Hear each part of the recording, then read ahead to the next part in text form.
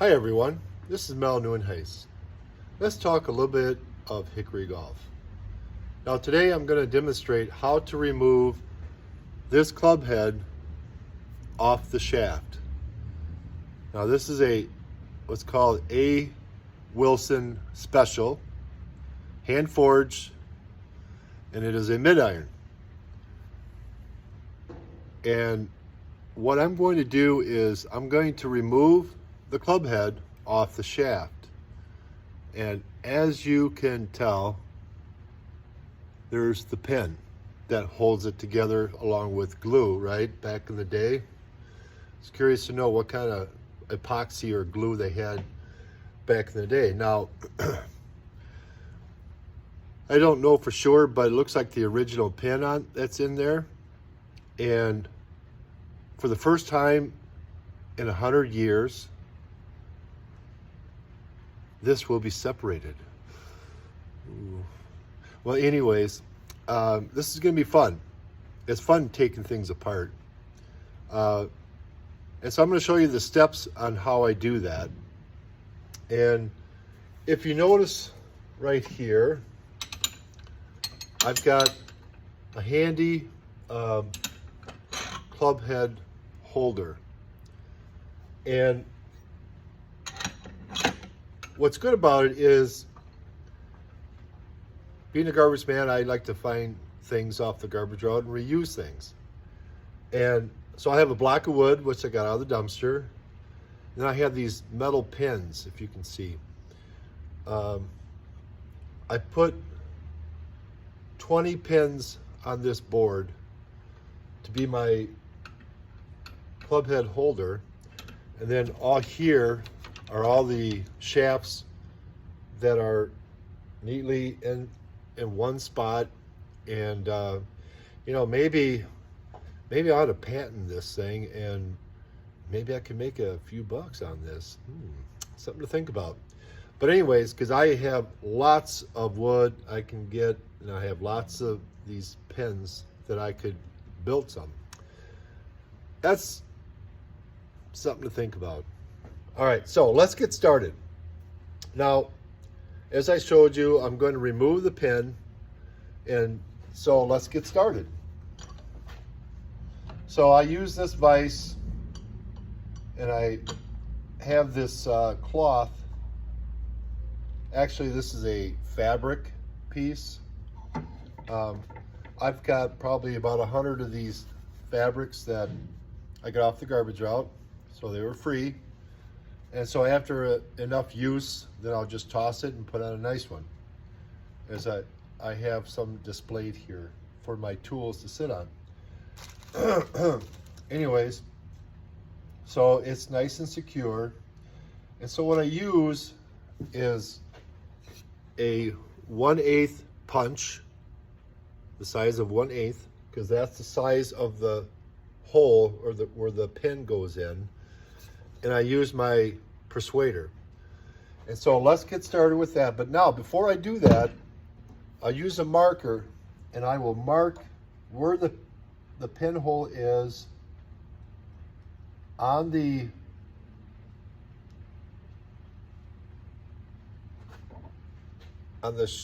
club head and the shaft, so I know the same spot where I'm supposed to put it on. So that's what I do. Now, let's get started. Let's hope that it comes out good. Now, I almost forgot. When you are, for example, let's say you're looking to buy some hickory golf clubs, and you say, well, why are you taking the club head off? Because it feels like it's nothing loose, right? But here's the trick. When you're looking for golf clubs and you want to avoid having to take the club heads off, this is what you do. See if you can listen and see if you can hear the rattling noise on this club head.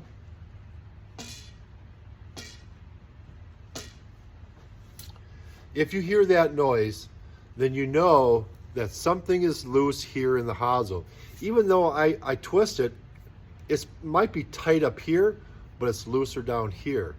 So you're gonna have to take the club head off and then re-glue it. Re-epoxy it is what the proper term is. So, so far, I have 18 club heads off. I'm gonna get to 20, then I'm gonna stop. And I have a numbering system. So this first one is here, and it goes all the way to 10. And then the second row goes from 11 to 20. So I'm on club head number 18. And so this is how I do it. And then when I get a club head off, I will mark it with a masking tape so I know which shaft goes to which club head. So I'm not thinking or trying every club because I got them all mixed up. So that's my order system that seems to work. So, all right, let's get started. I'll place the 1/8 punch right on the pin, and you just tap down. Oh, this one's going to be a little stubborn, it looks like. Let's tighten her down good. Sometimes they come out real easy, and some are a bear. And some of these club heads, I can't even spot where the pin is. And so you kind of have to guess where it's at. So let's try a little harder. Boy. There we go, finally. Now after you get it down about halfway, here, I'll show you.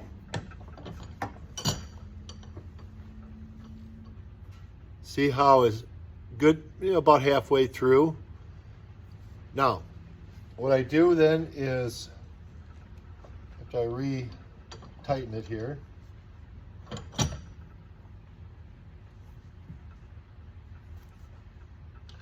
all right, now I use a 1/16 punch to punch all the way through. Otherwise, if you go too far with the 1/8, it could damage the hole a little bit, or it might be stuck in there so hard that it's hard to get out. So I should be able to punch the rest of the way through. There, just like that.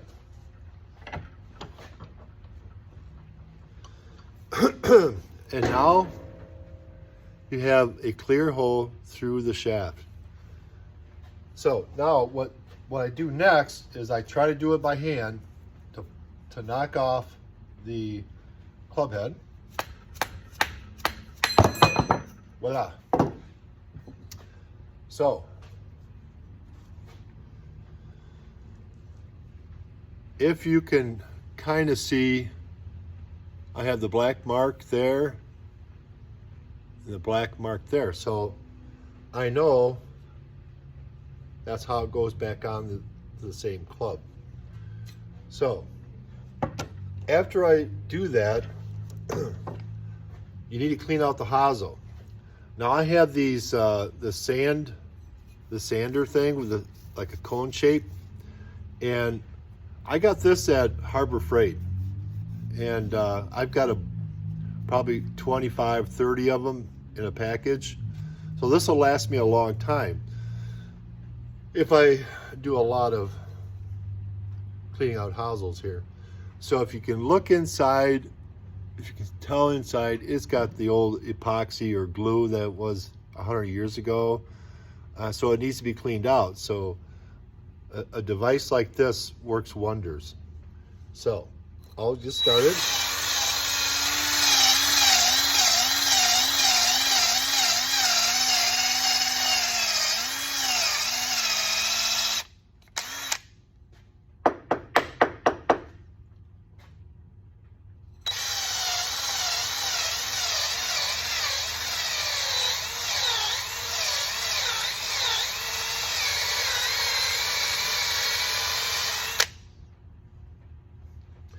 All right, simple as that. Maybe you can tell it's cleaner inside. I also use this little tool. It's a brass brush type thing to get down a little bit further if I can, and I just twist it to maybe get it a little bit further down the hosel.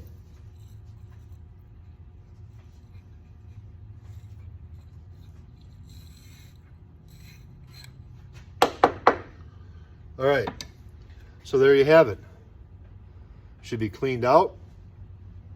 Now this is number 18. No, number 19, excuse me. So I got that prepped. And now with the shaft, they had string in there, or somehow it got rolled up in there.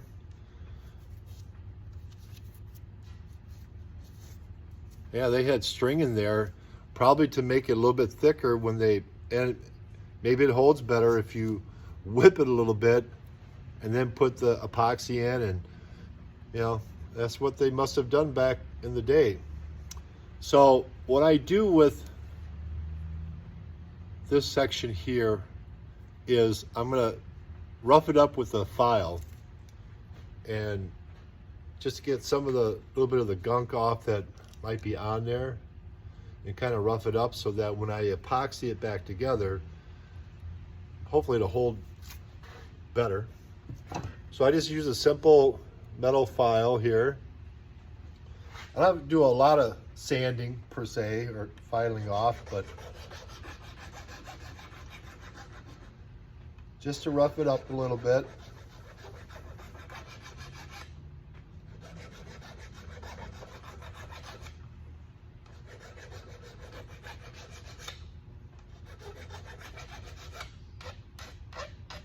All right, that's pretty much it.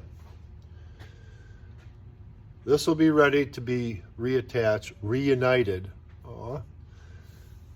at a later date. So, one of the last things I do now is I use a masking tape and I pencil. Now this is shaft number 19. So I'll write down 19, tear it off, and I'll put it on the shaft because I'm gonna have to, or on the grip, because I have to re-grip it anyways. So what I do is, this is shaft number 19 that goes with club head number 19 in the 19 slot. And there you have it. That's step one in removing a club head.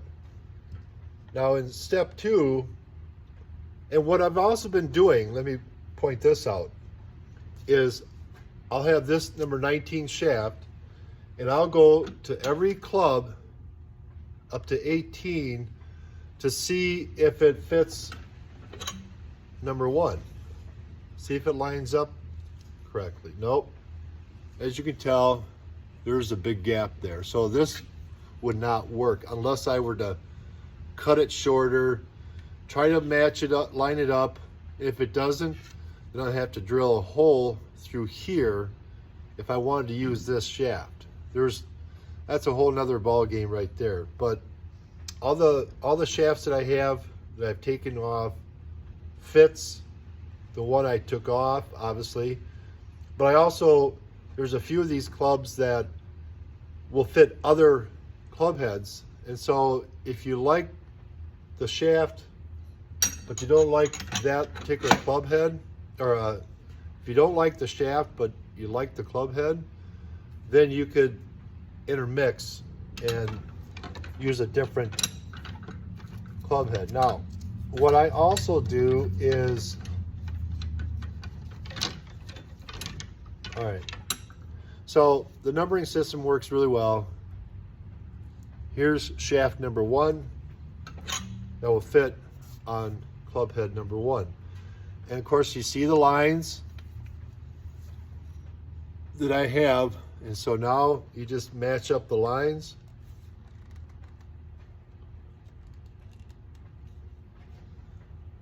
And there you go. So I hope this was helpful. And if there is a better way or an easier way or something I missed, please let me know. In step 2, I will put it back together. So anyways, thanks for listening and take care.